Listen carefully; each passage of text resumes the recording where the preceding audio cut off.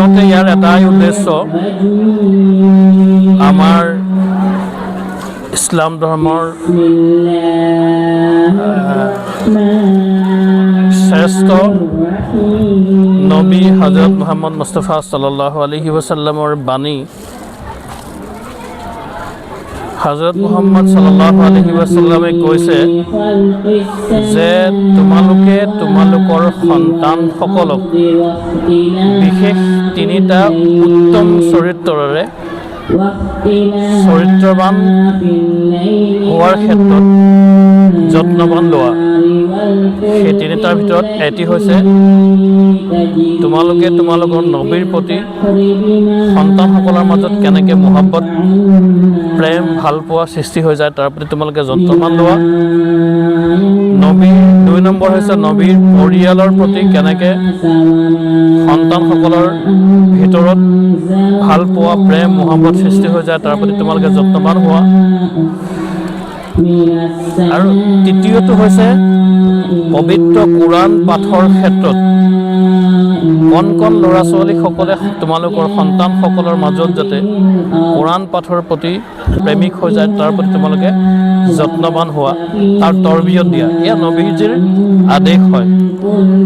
সেই আদেশক সন্মুখত ৰাখি আমাৰ সমাজৰ কণ কণ ল'ৰা ছোৱালীবিলাক যাতে কোৰাণ শুদ্ধকৈ পঢ়িব পৰাকৈ কোৰাণ হাতত ল'ব পৰা হৈ যায় তাৰে এক উলামা ইছলাহে মুআছিৰাৰ প্ৰচেষ্টা। আৰু এটা কথা আমাৰ বিশ্বাস সত্য কথা, যেতিয়া কণ কণ ল'ৰা ছোৱালীয়ে 10ৰ পৰা 14 বছৰ 15 বছৰ বয়সৰ ভিতৰত শুদ্ধকৈ কোৰাণ তিলাৱতৰ প্ৰতি প্ৰেমিক হৈ যায় তেতিয়া সেই সন্তান সেই ল'ৰা ছোৱালী ভৱিষ্যতটো অট'মেটিক নবীজীৰ প্ৰতি তেওঁলোকৰ প্ৰেম বাঢ়িব। আৰু নবীজীৰ প্ৰতি যেতিয়া সেই সন্তানৰ প্ৰেম বাঢ়িব তেওঁলোকৰ গোটেই ভৱিষ্যতটো এজন সু মানৱ হৈ প্ৰতিষ্ঠিত হ'ব। কেতিয়াও সেই সন্তান এজন কলংকিত অসৎ চৰিত্ৰৰ মানুহ সমাজত হ'ব কেতিয়াও নোৱাৰে। গতিকে তাৰে এটা প্ৰচেষ্টা শুদ্ধকৈ তিলাৱত কৰিব পৰা হৈ এজন সু মানৱ হৈ আমাৰ সমাজতে গঢ়ি উঠক আমাৰ ল'ৰা ছোৱালীবিলাক। তাৰে প্ৰচেষ্টাত পবিত্ৰ কালাম পাৰ্কত প্ৰতিযোগিতা চলি আছে। এয়া 3য় বৰ্ষ হয়।